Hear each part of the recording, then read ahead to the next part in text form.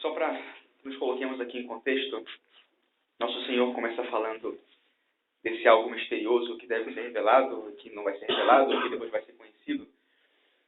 E, na verdade, esse evangelho está na sequência do discurso em que ele fala sobre a perseguição.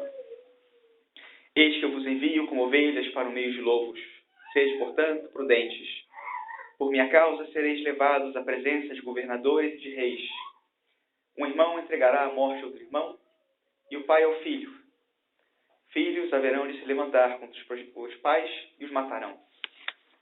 Então, é assim, é isso que precede esse evangelho de hoje.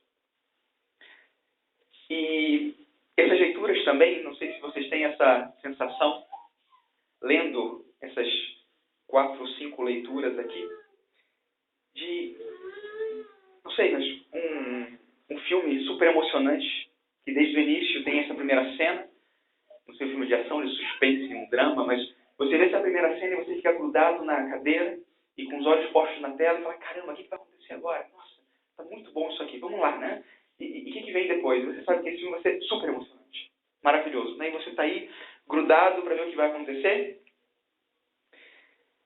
E essa é um pouco a situação que a gente experimenta aqui, nessas leituras, só que não é um filme, é a vida. É a vida real. Essas 4 leituras falam de uma mesma coisa.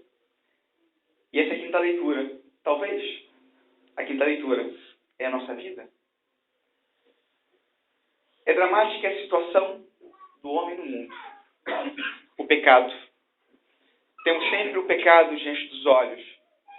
Em todas as leituras vemos o homem que peca e que precisa encontrar salvação.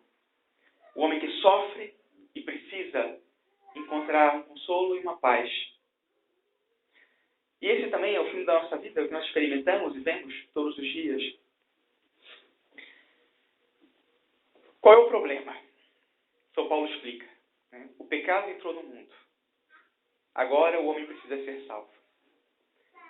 E nós vemos como esse mesmo homem, e que somos nós, precisamos de salvação, mas renunciamos, desprezamos essa salvação. Em Jeremias, incompreensão dos homens e confiança em Deus.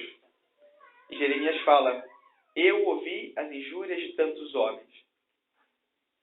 O Salmo, tornei-me como estranho para os filhos de minha mãe.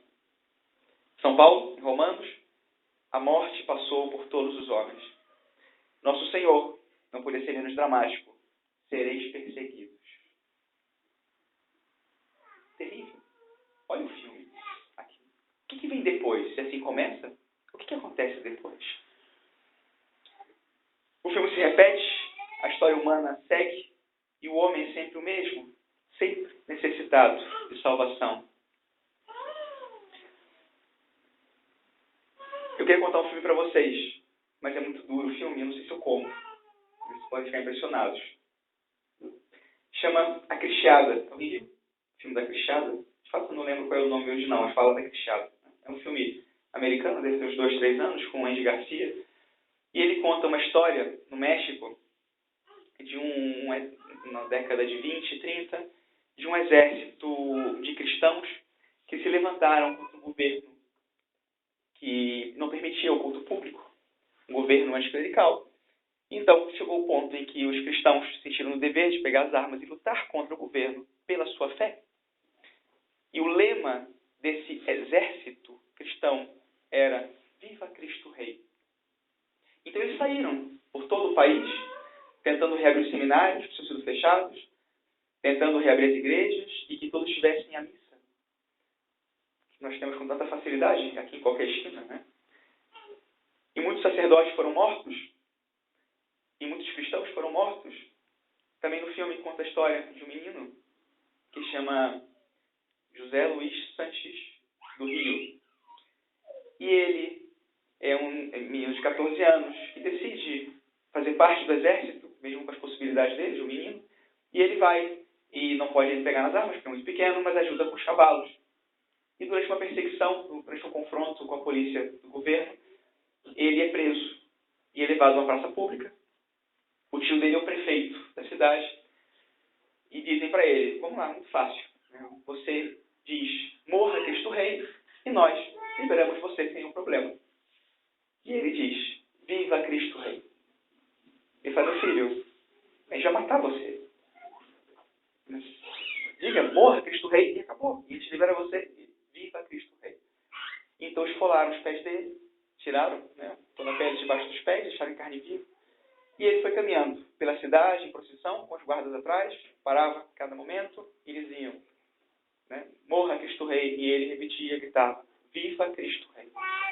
Deu a volta na praça, voltou, com os pés sangrando, chega aí, e dizem, agora cava um buraco, essa é a sepultura dele, viva Cristo Rei. A mãe dele que está assistindo, e pedem a ela, senhora, olha, por favor, a senhora vai lá e resolve, porque seu filho vai morrer, que está louco. Então a filha se aproxima, a mãe se aproxima, e fala para ele, meu filho, nosso Senhor o aguarda com a coroa de glória. Não desista agora. E ele, uma última vez, viva Cristo Rei. E os soldados o fuzilam. É sepultado aí, na praça. Esse jovem de 14 anos, ele foi beatificado pelo Papa João Paulo II, faz uns anos. Agora, Gilberto, José Luiz Santos do Rio. E essa história, também quis contar ela aqui, porque ela não é um filme. Na verdade, ela aconteceu. É totalmente real. E aconteceu essa guerra. E aconteceu esse martírio. E aconteceu o Reino Christi. O Reino Christi nasceu aí, nesse momento da história do México. E quando eu li essas leituras hoje, preparando a homilia, eu me senti muito identificado com tudo isso.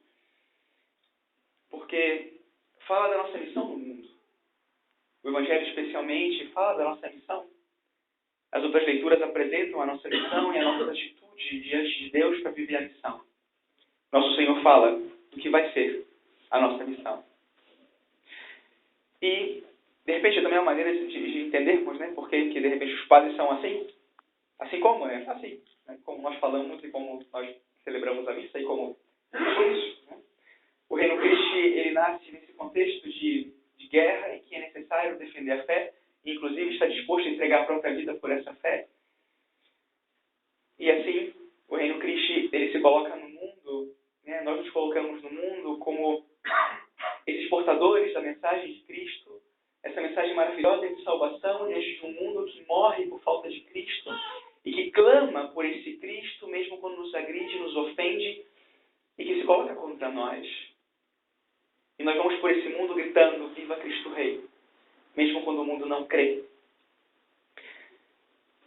Nosso Senhor apresenta essa imagem tão bonita desse segredo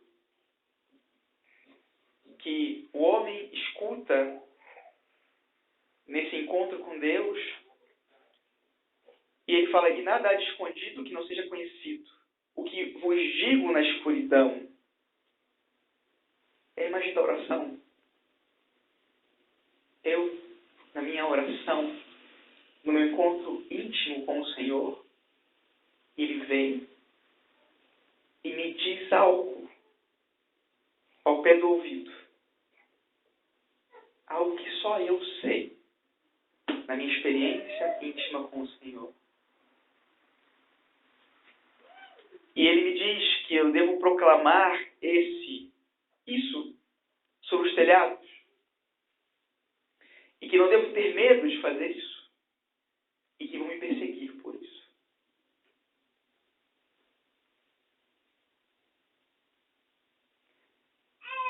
Essa passa a ser a história da nossa vida, o filme da nossa vida. E nós estamos diante do pior de todos os dramas, que é o drama do pecado no mundo. O mal no mundo. Todos nós temos a experiência de ver o mal no mundo. O mal que é injustiça, o mal que é opressão, o mal que é infelicidade, o mal que oprime. E nós vemos isso nos homens. E o Senhor nos apresenta aqui um caminho de salvação, que é o caminho de Cristo. Cristo é o caminho. Ele, Jesus Cristo. E a graça de Deus. E junto com a graça de Deus, o Senhor nos oferece essas virtudes teologais, como parte do pacote presente, esse presente maravilhoso que é a graça. E é justamente do que falam Jeremias, o salmista, São Paulo, dessa fé e dessa esperança. Porque ao mesmo tempo que o Jeremias ouve as injúrias, ele fala: o Senhor está a meu lado, como forte guerreiro. Cantai ao Senhor, louvai, porque Ele salvou a vida de um pobre homem das mãos dos maus. Essa é a experiência do que crê, daquele que espera. O salmista clama ao Senhor: atendei-me, ao Senhor, pelo vosso imenso amor. É um clamor de esperança. Ele sabe que o Senhor não abandona. E São Paulo explica o motivo dessa fé, dessa esperança e desse amor. A morte passou por todos os homens, mas foi de modo muito superior que a graça de Deus se derramou sobre todos. A graça de Deus. A graça que nos salva. Essa graça que recebemos no batismo, essa graça que nós recebemos, nos alimentamos dela na Eucaristia. E essa graça que também que Deus nos comunica nesse encontro com Ele, a quatro paredes, fechados, na nossa oração, no nosso encontro íntimo com Ele, em que Ele nos revela um grande segredo. Que palavras são essas que o Senhor nos fala ao pé do ouvido? Eu acho que elas só podem ser 3 palavras e não outras. Eu te amo. Eu te amo. Essa palavra que o Senhor vem e me fala ao pé do ouvido. E que depois Ele me ordena proclamai-o sobre os telhados. Que todos saibam, que todos escutem que eu te amo. E que eu te ofereço essa salvação. Eu, caminho, verdade e vida. E vai levar essa salvação, que é o meu amor, a todos os homens. Nosso Senhor conclui dizendo: sereis perseguidos. Não tenhais medo. Se vamos ser perseguidos por causa do amor de Deus, nada pode valer mais a pena do que isso. Que sofrer algo por causa do amor de Deus. Não tenhas medo. Viva Cristo Rei. Venha a nós o vosso reino.